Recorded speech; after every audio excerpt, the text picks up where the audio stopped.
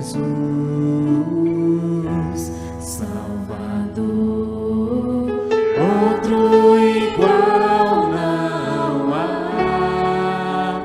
Todos os dias quero louvar as maravilhas de teu amor. Consolo, abrigo, força, refúgio é o Senhor, com todo o meu ser, com tudo que sou. Vamos adorar o nosso Deus para todo sempre.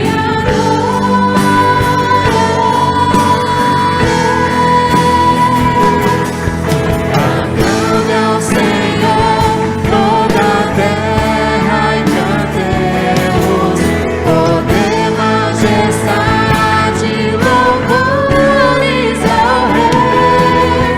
Montanhas se prostrem e rujam os mares ao som de teu nome. Alegre te louvo por teus grandes feitos, vivo estarei, sempre te amarei. Incomparáveis são tuas promessas pra mim. Mais uma vez, vamos louvar o nosso Deus, o nosso Jesus, o Senhor. Meu Jesus, Salvador, outro igual não há. Todos os dias quero louvar as maravilhas de teu amor. Consolo, abrigo, força e refúgio é o Senhor, com todo o meu ser, com tudo que sou, sempre te adorarei.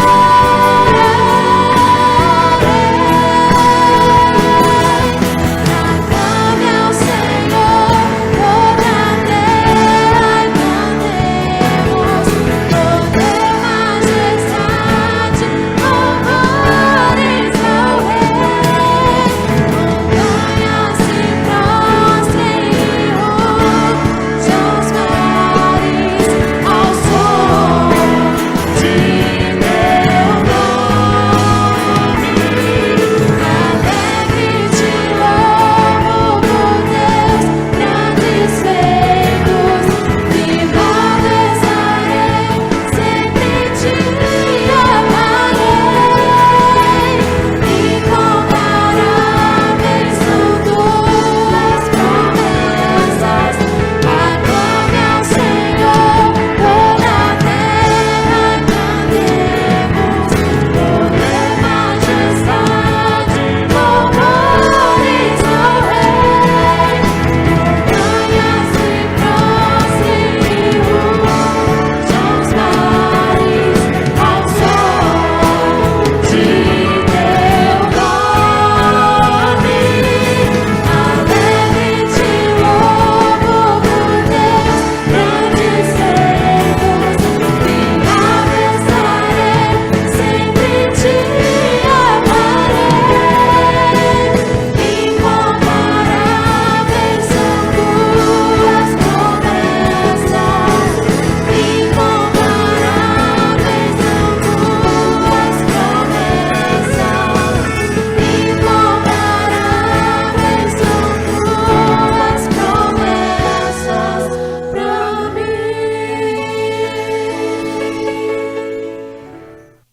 Olá, muito boa noite para você, boa noite para sua família. Que bom que você está conosco agora para celebrarmos o culto a Deus, um culto em espírito, culto em verdade. Quero te convidar para que a gente ore, pedindo agora a bênção de Deus para o estudo bíblico, para a mensagem, para a reflexão bíblica que eu e você vamos receber daqui a poucos instantes. Vamos orar então?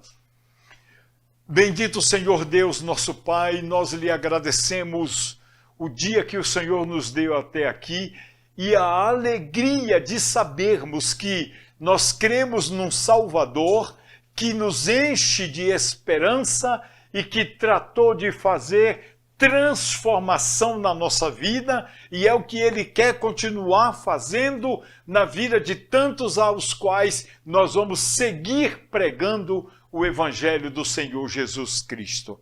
Pai amado, quero lhe agradecer às pessoas que têm contribuído, que têm realmente amado a obra de missões, amado os missionários, amado aqueles que vivem sem Deus e sem esperança e têm traduzido esse amor em oferta também.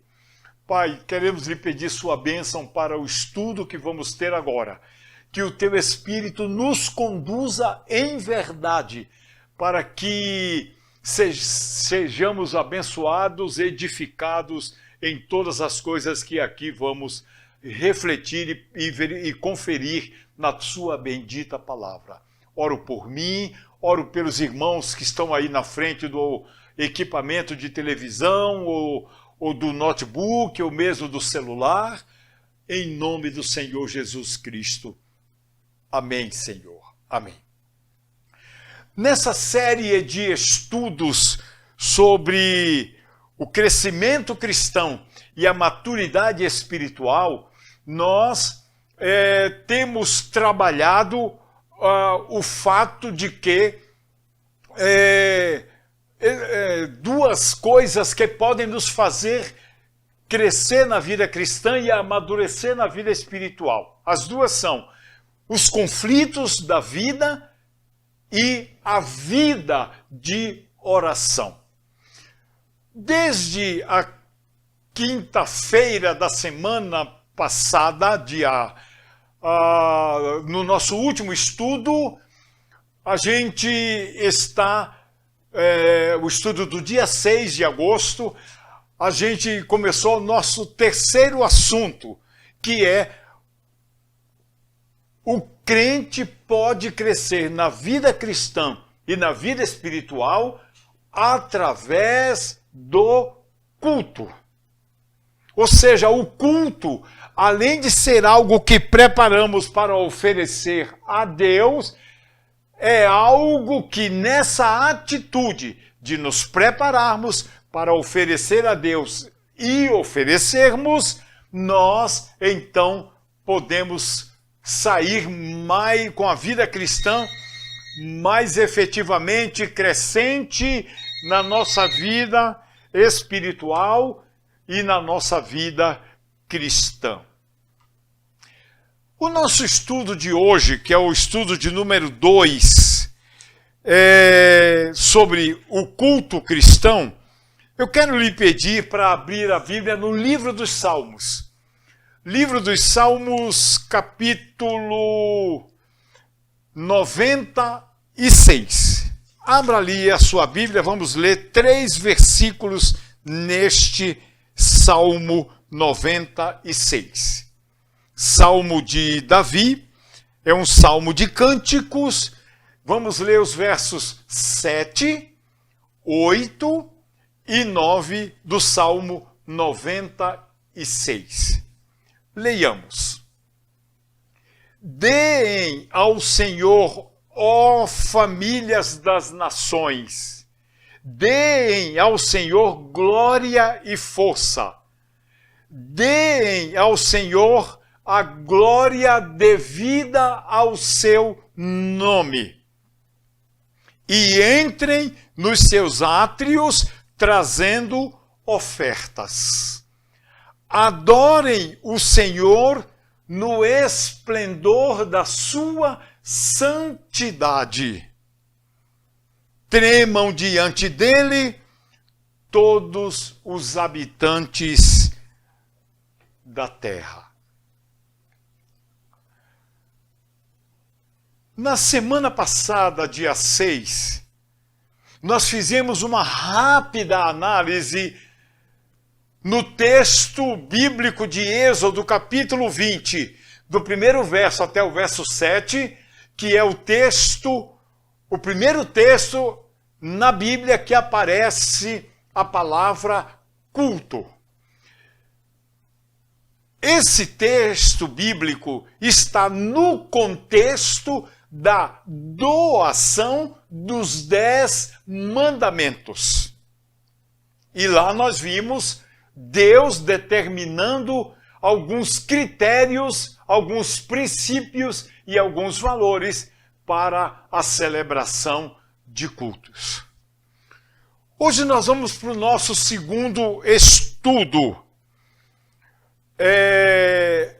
dizendo a você o seguinte, que o mundo, ele vive em constante renovação. As coisas vão se renovando, porque a sociedade humana, ela é ansiosa, ela é cíclica, ela é insaciável. E nessa atitude de uma constante mudança, eu queria destacar 4 coisas importantes. A primeira delas é que as pessoas sempre buscam novos padrões e entendimento para tudo que acontece ao seu redor. Elas estão buscando. Segunda coisa é que as pessoas buscam novas formas de realizar os seus sonhos e os seus projetos que, tentados no passado, não deram certo. E quem sabe agora, com novas formas, darão. Uma terceira coisa é que as pessoas obtêm outros pontos de vista a respeito de assuntos e temas já conhecidos. Por exemplo, novas formas de casar, novos modelos de família, enfim, a coisa vai por aí, porque o ser humano, ele é insaciável, ele quer mudanças, ele quer constante renovação, porque a sua sede pelas mudanças é gigante, é tremenda. Mas em quarto lugar, no nosso caso hoje, o nosso foco recai sobre culto, o culto cristão. Ainda não vamos entrar nos méritos sobre as questões que envolvem culto cristão, porque a gente primeiro precisa entender o que no Velho Testamento nos ensina acerca de culto. Sempre queremos saber quanto das mudanças que realizamos em nossos cultos, elas vêm da instrução da palavra de Deus, ou elas vêm do desejo humano também de querer mudar o conceito, a conotação e a dinâmica de culto. Fato é que diversidade quanto à compreensão, a diversidade quanto à compreensão do que seja o culto, ou deve ser o culto cristão, que é ofertado e prestado a Deus. A Bíblia, ao descrever o que chamamos de culto, não usou termos simples aos que se referiam ao culto ou aos que se referem ao culto em outras religiões. O que é culto para o católico? O que é culto para o macumbeiro? O que é culto para o presbiteriano, para o metodista, para o batista, para o assembleiano, para o pentecostal em geral? O que é? Quer no Antigo Testamento, ou no Novo Testamento, essencialmente, o culto, ele é descrito como um serviço, ou seja, algo que é preparado para ser servido e oferecido. E aí não importa a quem. Existe o culto idólatra, não importa a quem seja. Então, culto é algo que eu preparo, que você prepara para oferecermos a alguém ou a alguma coisa. Em qualquer povo, nação, tribo ou língua, a palavra culto significa o trabalho que as pessoas realizam religiosa ou espiritualmente.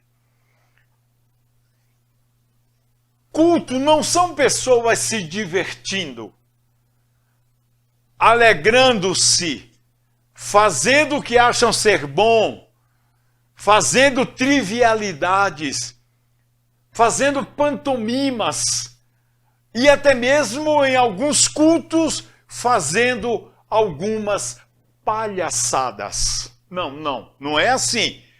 Se você quer saber o que é culto, se eu quero saber o que é culto, a melhor coisa primeiro é verificar isso em quem instituiu o conceito, os princípios e os valores acerca de culto. No Antigo Testamento, culto e a adoração se iniciam e se consolidam a partir de algo que surge e parte de dentro para fora. Culto, ele surge da necessidade do espírito e da alma humana de se comunicar com um ser superior. E aí, eu quero lembrar a você o que está em Salmo 42, versos 1 e 2. Confira comigo, Salmo 42, versos 1 e 2. Veja o que este texto vai falar sobre o ser humano, a alma humana. Verso 1. Como a corça anseia por águas correntes, a minha alma anseia por ti, ó Deus. A minha alma tem sede de Deus, do Deus vivo. Quando poderei entrar e me apresentar a Deus? Verso 3, vamos acrescentar. Minhas lágrimas têm sido o meu alimento de dia e de noite, pois me perguntam o tempo todo: onde está o seu Deus? Para você que não sabe, e é difícil alguém não saber, a palavra corça no versículo 1, corça é a fêmea do veado. É a fêmea do veado. Como essa fêmea anseia pelas correntes das águas, assim a nossa alma anseia por Deus. Então, o ser humano, que é criação de Deus, e que tem dentro de si um espírito que veio de Deus, e que é alma vivente, sente grande necessidade de se comunicar com o seu Criador, com aquele que o fez. Isso está na alma humana, isso está no espírito humano. o desejo de se comunicar com o seu Criador. Então, eu preciso fazer 3 perguntas e quem sabe você já tem essas respostas no seu coração.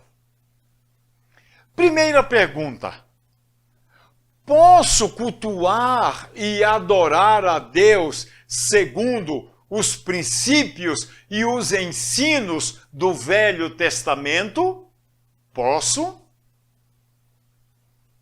Segunda pergunta: será que o Antigo Testamento oferece direção para a adoração e o culto atualmente?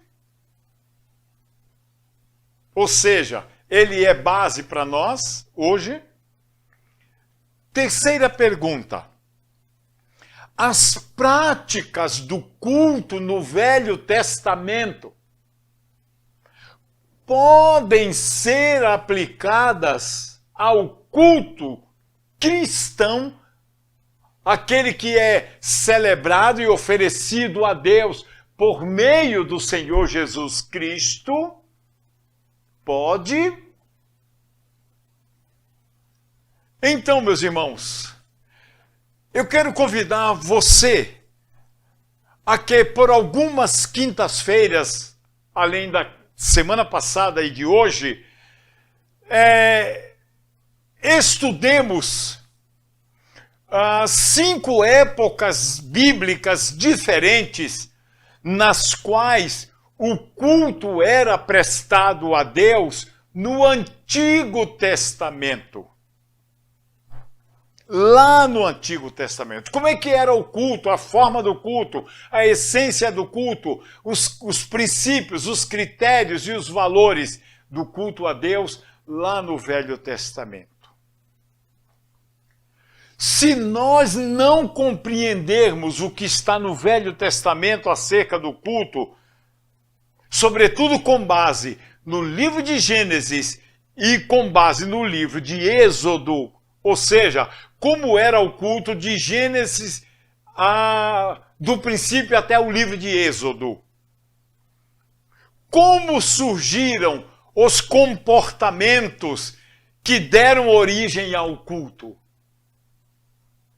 Dificilmente nós saberemos discernir e praticar o que o Senhor Jesus Cristo nos ensinou como culto, se nós não entendermos essas questões lá no Antigo Testamento, lá no Velho Testamento. Eu quero pedir para você ir no Evangelho de João, capítulo 4, por favor. Evangelho de João, capítulo 4. E me acompanhar na leitura do verso 20, 21, 22, 23 e 24. João 4, de 20 a 24, esse trecho bíblico é aquele em que Jesus está num diálogo com a mulher samaritana no poço de Jacó, na entrada da cidade de Samaria ou de Samaria. Achou o texto? Leiamos então, verso 20. Nossos antepassados, ele está dizendo isso para a mulher samaritana. Nossos antepassados adoraram neste monte, mas vocês, judeus, dizem que Jerusalém é o lugar onde se deve adorar. 21. Jesus declarou: creia em mim, mulher. Está próxima a hora em que vocês não adorarão o Pai, nem neste monte, nem em Jerusalém. Vocês, samaritanos, adoram o que vocês não conhecem. Nós adoramos o que conhecemos, pois a salvação vem dos judeus. 23. No entanto, está chegando a hora, e de fato já chegou, em que os verdadeiros adoradores adorarão o Pai em espírito e em verdade. Estes são os adoradores que o Pai procura. 24. Deus é espírito. E é necessário que os seus adoradores o adorem em espírito e em verdade. Não entenderemos o que é isto que Jesus acabou de dizer se nós não entendermos tudo que o Velho Testamento, ou quase tudo que o Velho Testamento nos ensina acerca de culto e acerca de adoração. Então hoje eu quero falar sobre como é que foi essa questão de culto da criação até o livro de Êxodo. Como foi que o ser humano se expressou, ou que tipo de culto o ser humano oferecia a Deus? Como era? Em base de quê? Vejam, a recusa do ser humano em obedecer a Deus foi a recusa de uma adoração ao Senhor com base na verdade de Deus, como revelada a Adão e a Eva. Gênesis capítulo 3, versos 1, 2 e 3. Ou seja, tanto Adão quanto Eva se recusaram a obedecer às instruções de Deus. Aí nós podemos, então, entender por vários textos bíblicos do Antigo Testamento, podemos entender 5 coisas. Comparando o que é culto e adoração desde a criação até o livro de Êxodo, comparativamente com João capítulo 4, no diálogo com Jesus e a mulher samaritana. 5 coisas. A primeira, da criação até o Êxodo, o culto do Antigo Testamento ao Senhor, ele era centralizado na família. Porque o povo de Israel não era ainda uma nação. O culto a Deus era através de famílias. Segunda coisa é que o culto a Deus no Antigo Testamento era centralizado em um altar. As pessoas construíam um altar e aquele altar era utilizado para as práticas dentro da compreensão humana do que deveria fazer parte do culto. Então, família e altar. Em terceiro lugar, o culto no Antigo Testamento era centralizado também em alguns objetos. Não é que eles colocavam fé nos objetos, mas eles trouxeram alguns objetos e outros foram dados por Deus para que no ato de cultuar, esses objetos estivessem ali presentes no ato de culto. A quarta coisa que nós aprendemos é que o culto, ele era centralizado não só na família, não só em um altar, não só em objetos, mas o culto também tinha sua centralidade em sacrifícios. Quando animais eram sacrificados. E em quinto lugar, o culto do Velho Testamento era centralizado em ofertas ou oferendas. Lembram que a primeira pessoa que cultuou a Deus com ofertas foi Abel e seu irmão Caim. Só que a oferta de um foi aceita e de outro rejeitada. Então, o culto, ele era centralizado no que o ser humano oferecia à pessoa de Deus. Naquela época não existia moeda, dinheiro, cédulas. As pessoas ofereciam o fruto do seu trabalho. Do seu trabalho. E isso era aceito, desculpem-me, pela pessoa de Deus. A ideia era que quando a família e Deus se encontravam, o resultado era um culto e adoração.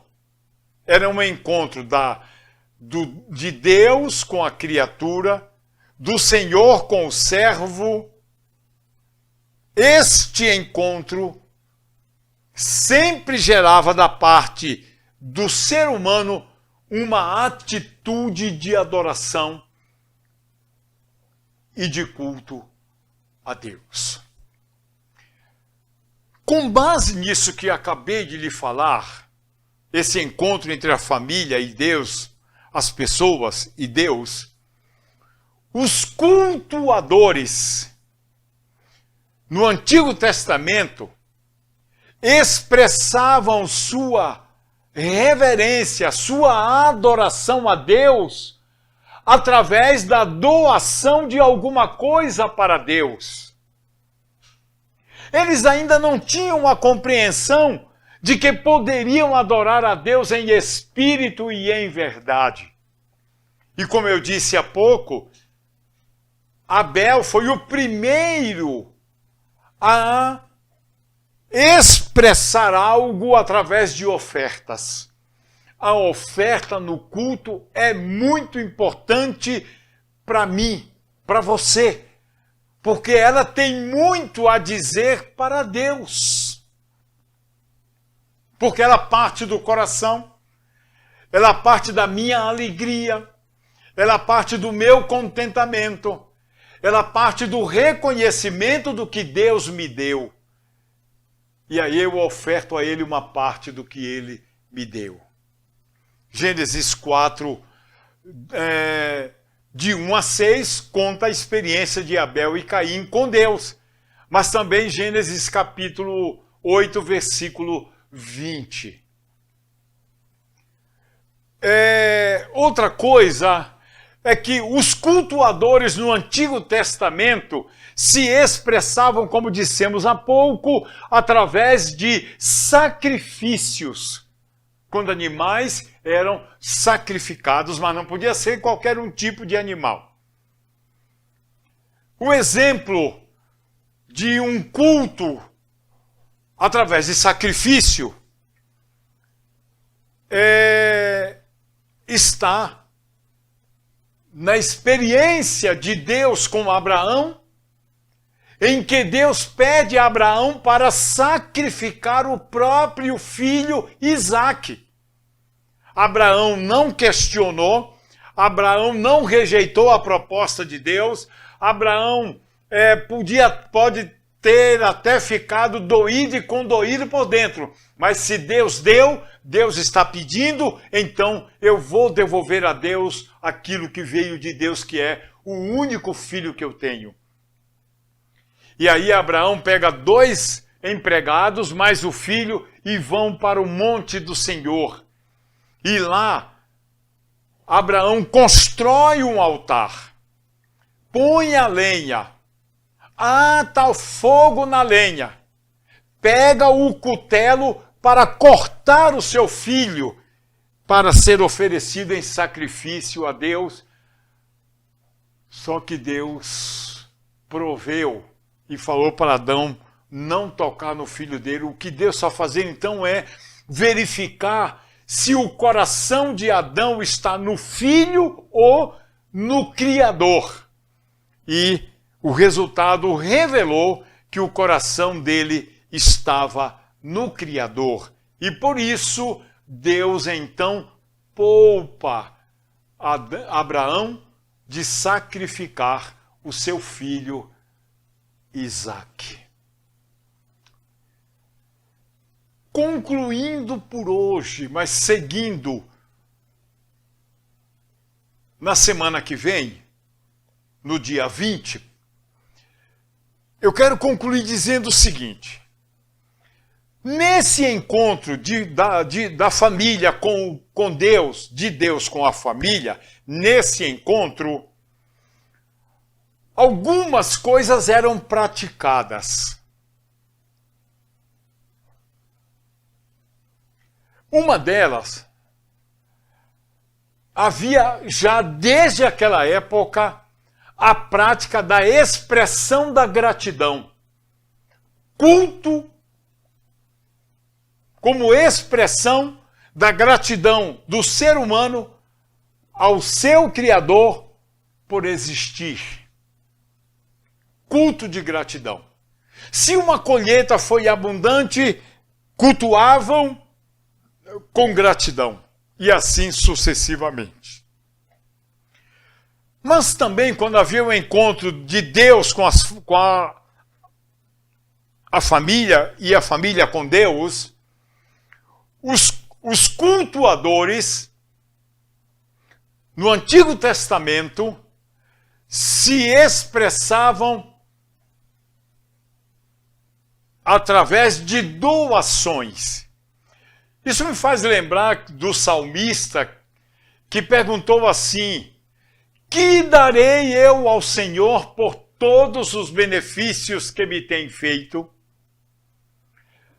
É claro que eu sei e você sabe que Deus não precisa de nada porque Deus é autossuficiente. Deus se basta. Mas se você ler lá no Salmo 116 sobre isto, você vai verificar que o salmista pergunta, mas o próprio salmista responde. E lá ele vai dizer o que é que ele, salmista, pode oferecer a Deus. Então, cultuar é oferecer a Deus algo que agrade o coração de Deus. E assim se fazia lá no Velho Testamento. Mas também, os cultuadores do Antigo Testamento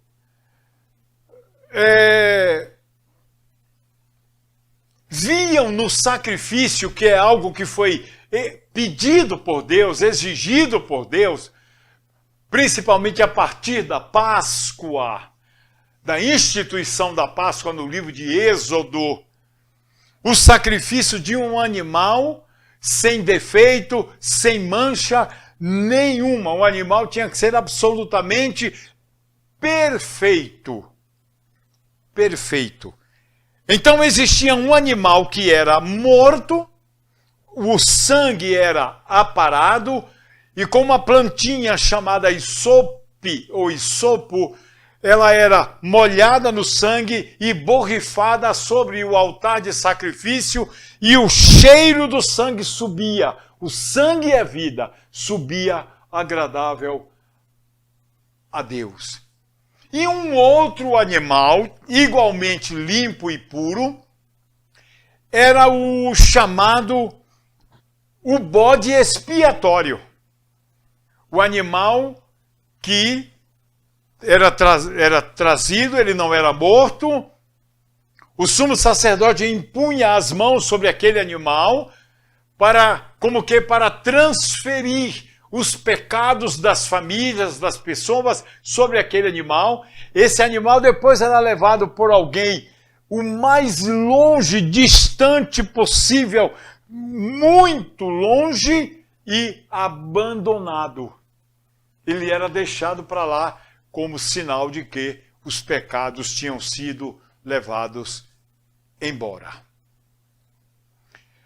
A carta aos Hebreus, no capítulo 11, no versículo 4, vai falar de Abel. Lá diz que a fé possibilitou a Abel ter a sua oferta em Gênesis capítulo 4 aceita por Deus.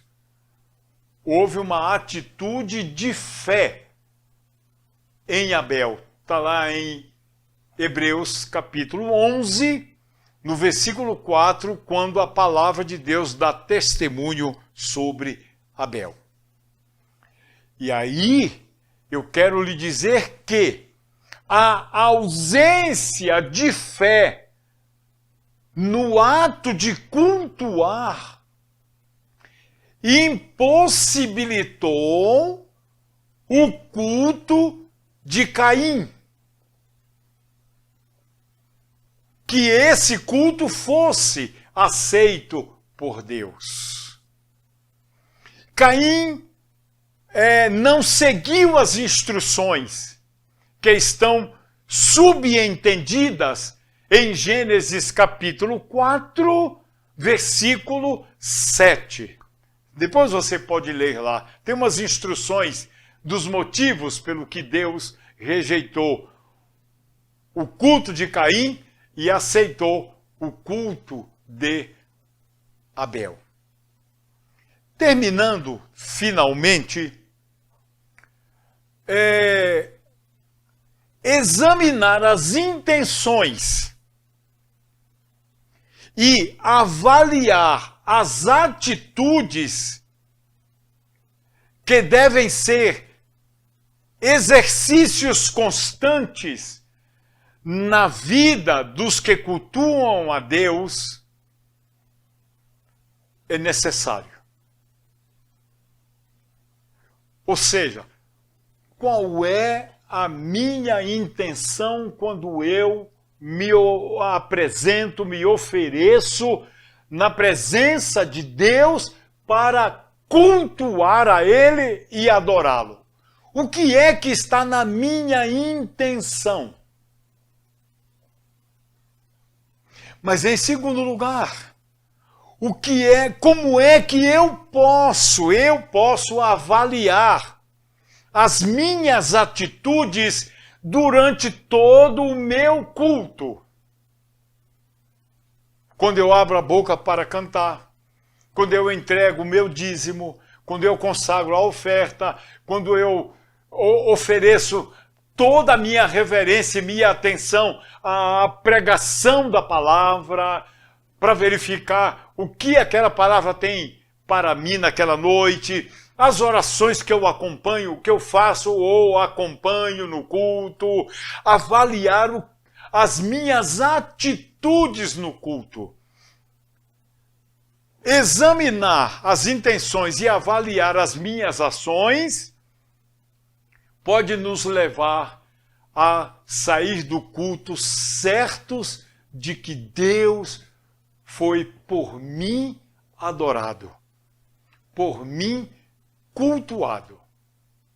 Porque Deus, com base em Salmo 66, 18, Salmo 131, de 1 a 3, Deus só aprovava e aceitava os cultos no Antigo Testamento quando Ele, Deus, avaliava o culto, examinava as intenções como sendo sinceras.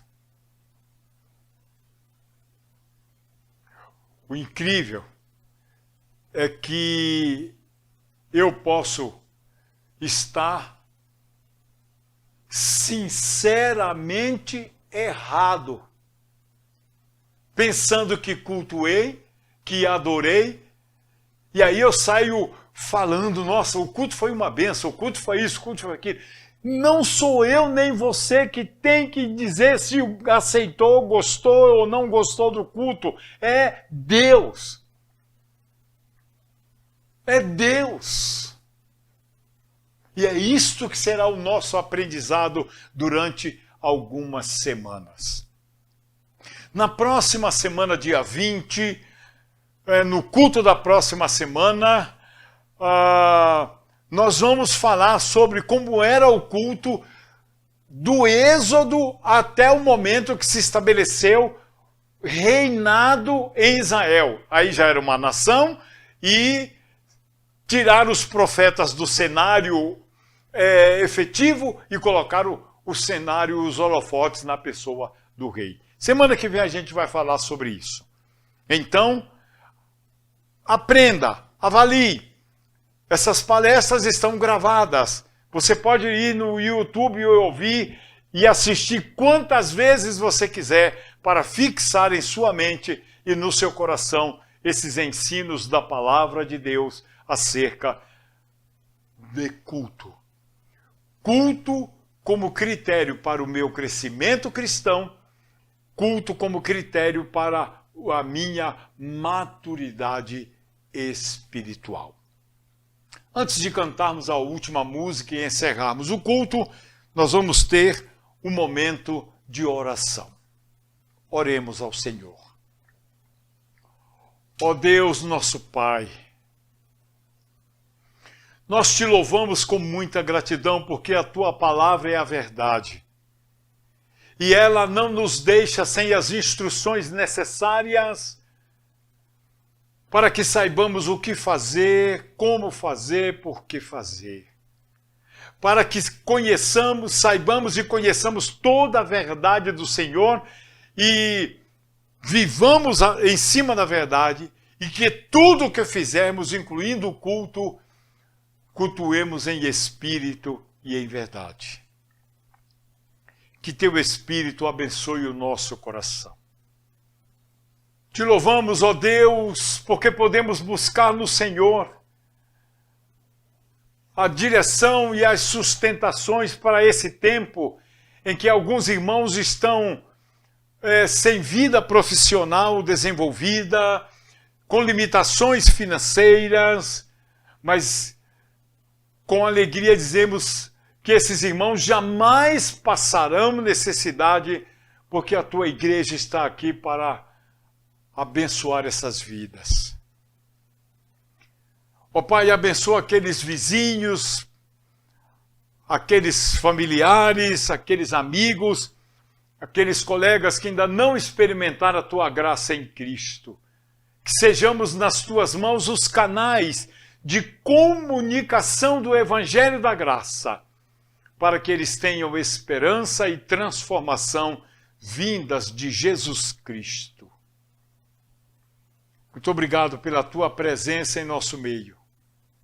E o que lhe pedimos é que não nos deixe sem compreensão adequada para fazermos o que, não somente o que é certo, mas fazermos o que é certo do teu jeito, do jeito que a tua palavra nos tem ensinado.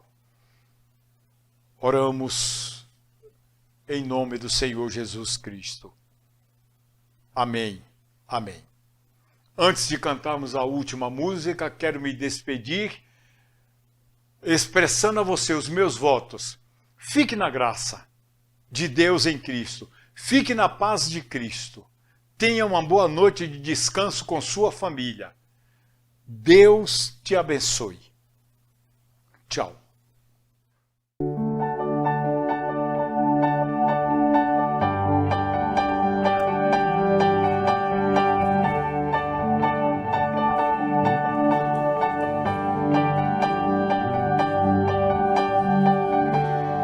Nesses dias de desespero, incerteza e medo,